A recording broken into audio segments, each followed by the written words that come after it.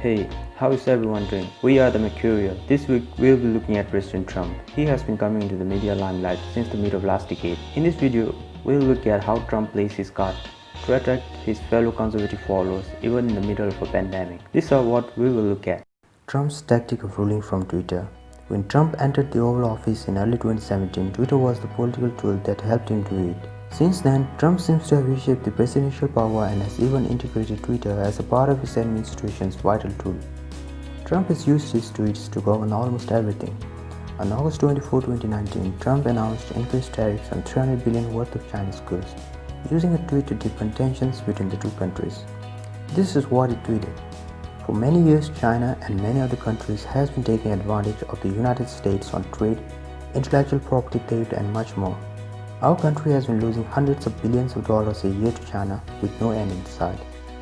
Trump cast aside more than 50 years of American policy, tweeting his recognition of Israel's sovereignty in the Golden Heights.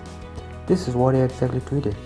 After 52 years, it's time for the United States to fully recognize Israel's sovereignty over the Golden Heights, which is of critical strategic and security importance to the state of Israel and regional stability. Months later, he recalls, "Boom, I press it. And within 2 seconds we have breaking news." That's exactly how he controls media. Whatever the media wants to show, Trump decides, and he decides that in his tweet. In an interview with the New York Times, Trump's White House counselor Elizabeth Conway said, "He needs to tweet like we need to eat." Let's assume that it takes Trump 1 minute to write a normal tweet and 1 second to retweet. We can estimate that Trump has spent 9 days, 17 hours and 36 minutes tweeting since taking office. Trump has nearly spent 10 days of his presidency doing nothing but tweeting. But it has come with a lot of positive results for him. For example, his followers has surged. In April 2020, Trump gained 1.7 million followers. As of June 6, 2020, Trump had 81.8 million followers, making him 8th most followed people on the site. Twitter is Trump's world and everyone lives in it. Number 2. Bulldog approach to debates.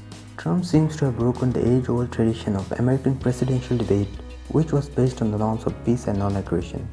But Trump doesn't care about whom he is debating with. This is evident from the numerous 2016 presidential debates where he showcased every trait of "I have nothing to lose" kind of personality. Here are some examples of how he blew every norm of a peaceful debate. Number 1. Interrupting early and often. I wrote about that in... You called it the gold standard. I hope... You called it the gold standard of trade deals. You said it's the finest deal you've ever seen. So is it President Obama's fault? Is it President Obama's fault? He has consistently denied what is Wrong. a very clear fact. Number 2. Pushing racist conspiracy theory. The idea that Obama wasn't born in the US isn't new for Trump.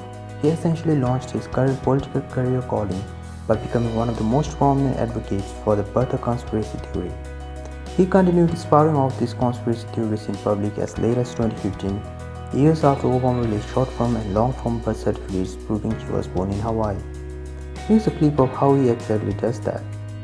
5 years, you perpetuated a false claim that the nation's first black president was not a natural-born citizen. The question is, what changed your mind? Well, nobody was pressing it. Nobody was caring much about it. I was the one that got him to produce the birth certificate, and I think I did a good job. Humiliating through insults. Dismissing his rivals as lying Tate, Little Marco and calling Hillary as a nasty woman, Trump has always fended off intense attacks from his fellow presidential hopefuls at debates. Here's a look at it. This guy's a joke artist, and this guy's a liar. But what we want to do is to replenish the Social Such a nasty Security woman. Trust Fund. Matter of principle, and I'll single tell you. biggest liar. You probably are worse than Jeb Bush. Nasty guy. Now I know why he doesn't have one endorsement. In some ways, Trump has adopted to dodge and deflect words. Number 3.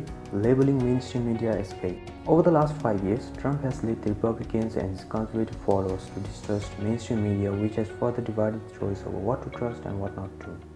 Trump has led his scorched earth campaign against mainstream media giants like the New York Times, Washington Post and CNN. He has an undying love for the Fox News, which also, over the years, had been growing sour. Here's a recent tweet from Trump ranting against Fox News. Fox News is no longer the same. We miss the great Roger Ailes. You have more anti-Trump people by far than ever before, looking for a new outlet. Let's take a look at Trump using his campaign to spread hatred against mainstream media. The fake media is trying to silence us, but we will not let them. Because the people know the truth. The fake media tried to stop us from going to the White House, but I'm president and they're not. Here's a video of Trump attacking a journalist at the White House press conference. I think it's very clear. I think it's very clear that there are people in your profession that write fake news. You do. She does. There are people in your profession that write fake news. They would love to see me for whatever reason, because we've done one hell of a job. Nobody's done the job that we've done.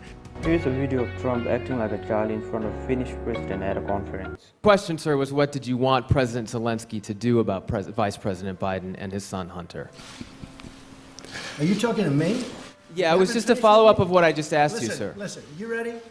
We have the president of Finland. Ask him a question. I have one for him. I just wanted to follow up on the one that I asked you, which Did was, you hear what me? did you want Did you him hear to me? Yes, Ask sir. him a question. I will, but I've given you a long answer. Ask this gentleman a question. Don't be rude. No, sir, I don't want to be rude. I just wanted you to have a chance to answer the question that I asked I've you. answered everything. It's a whole hoax. And you know who's playing into the hoax? People like you and the fake news media. But was Trump always like this? Definitely not. Trump was a mainstream media fanboy for the past 45 years, but when his notion of one day being at the Oval Office started to become more of a dream that could one day be fulfilled, he then knew his ideas would always be contradicted by the mainstream media. In order to gain trust of his die-hard conservative followers, he started labeling liberal mainstream media as enemy of the people, mainstream media and fake news. Basically, it need not have to be a mainstream media or a reporter at all. Anyone who contradicts to his ideology is basically fired or ignored thereafter. Number 4. Never apologizing philosophy.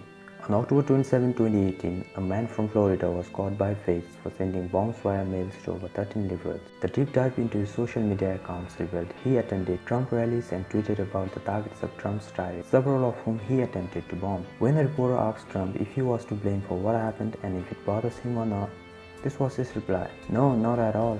No, I mean, not at all, no. There's no blame, there's no anything. If you look at what happened on numerous of those incidents, they were supporters of others. No.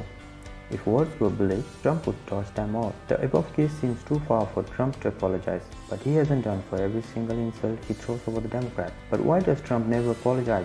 According to an article from Vox.com, here is why it is. Trump, as the dominant school of thought goes, does not apologize because he's a cynical, clear-eyed animal who plays to his basest, darkest instincts to stay in power. It's not that he doesn't want to apologize. He can't apologize. He'd be ruined. Apologizing would make Trump look inferior, a weaker being, since he hasn't apologized ever, not at least we have heard of. He would look like Gandhi for a minute. And remember, his fan base exactly looks like this. According to a study from pewresearch.com, 27% of adult Americans believe that Trump was God sent. In that case, if Trump ever apologizes, he would be burnt. That's all for today. If you're up till here, then thanks a lot for holding up till the end. We'll see you in the next video, and do subscribe to our channel and give a thumbs up to our video. Take care.